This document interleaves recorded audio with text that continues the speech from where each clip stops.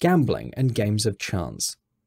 The word used in Quran for gambling is Maysir, which literally means getting something too easily or getting a profit without working for it. Gambling is a game of chance by which you either win or lose. Earnings through gambling and games of chance have been strictly declared as haram. In chapter 2 verse 90 of the Quran, Allah says,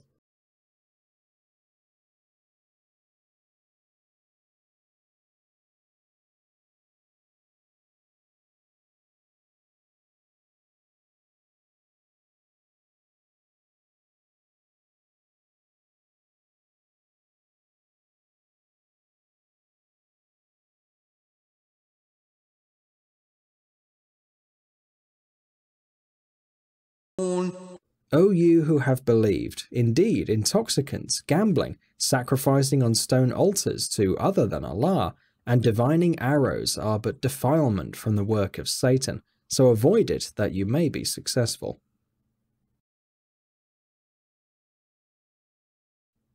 Other haram means of earning wealth. Islam has also prohibited earning of income through the following professions: singing and dancing, magician, soothsayer, foreteller, painter of life portraits, speculation, and forward transactions.